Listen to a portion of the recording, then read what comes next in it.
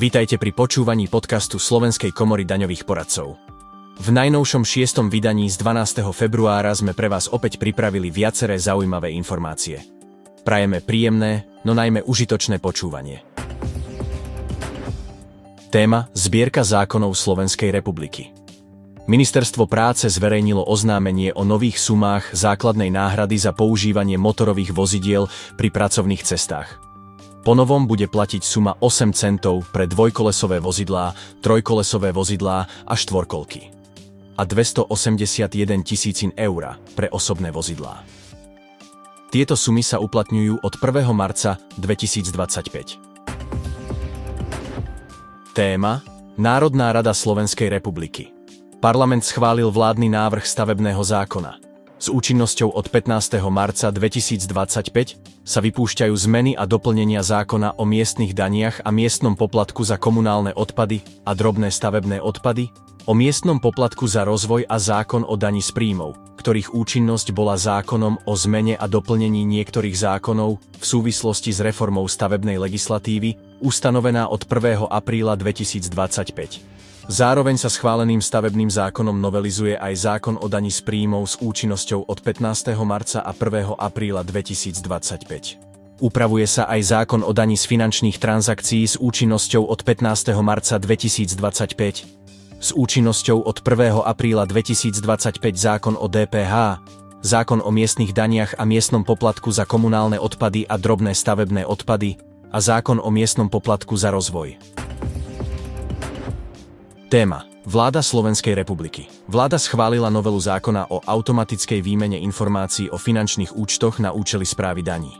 Mení sa ňou a doplňa zákon o daňových poradcoch a SKDP a zákon o medzinárodnej pomoci a spolupráci pri správe daní. Jednotlivé ustanovenia majú nadobudnúť účinnosť postupne od 1. januára 2026, 1. januára 2028 a 1. januára 2030. Téma: Finančné riaditeľstvo Slovenskej republiky. Finančná správa informovala, že v platnosti ostávajú pôvodné verzie formulárov daňového priznania k DPH a súhrnný výkaz DPH, ktoré boli prolongované pre rok 2025. Nová je iba verzia elektronického formuláru kontrolný výkaz DPH. Ďalej zverejnila informáciu o zmene konca prechodného obdobia pre automatizovaný systém vývozu.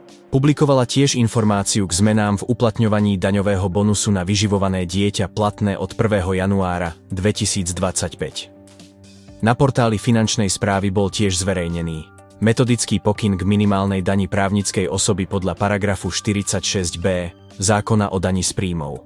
Prehľad platných a účinných zmlúv Slovenskej republiky o zamedzení dvojitého zdanenia.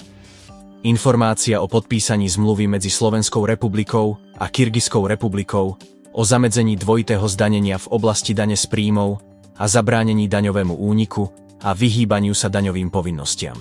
Informácia o novele opatrenia, ktorým sa ustanovujú podrobnosti o usporiadaní a označovaní položiek účtovnej závierky, obsahovom vymedzení týchto položiek a rozsahu údajov určených z účtovnej závierky na zverejnenie, o rámcovej účtovej osnove a postupoch účtovania pre Fond ochrany vkladov, Garančný fond investícií, inštitúcie elektronických peňazí a pobočky zahraničných finančných inštitúcií. Téma: Zdiania v komore. Milí daňoví poradcovia, veríme, že ste mali možnosť prezrieť si nový web SKDP a bude pre vás prínosom pri vyhľadávaní informácií. Do konca mesiaca vám plánujeme vytvoriť kontá a účty pre prístup do neverejnej časti, k dokumentom a žiadostiam daňových poradcov. Za týmto účelom tento týždeň doručíme e-mailom prosbu o aktualizáciu e-mailových adries tým z vás, ktorí majú licenciu aj ako právnická osoba, respektíve u ktorých máme pochybnosť ohľadom príslušnosti e-mailovej adresy k subjektu fyzickej osoby alebo právnickej osoby. Z technického hľadiska totiž nie je možné založenie dvoch, respektíve viacerých účtov s identickou e-mailovou adresou. Daňoví poradcovia sa môžu zúčastniť týchto bezplatných klubových stretnutí. 13. február. Regulácia podnikania s kryptoaktívami s Petrom Vargom, partner Highgate Law and Tax. 24. február.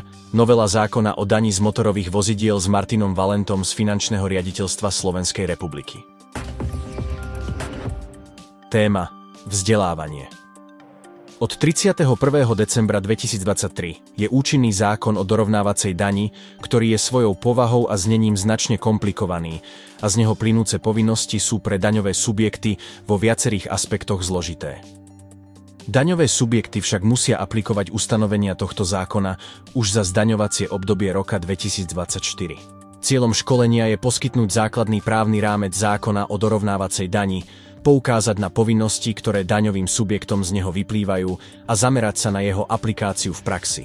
Lektor Silvia Karelová z Finančného riaditeľstva Slovenskej republiky.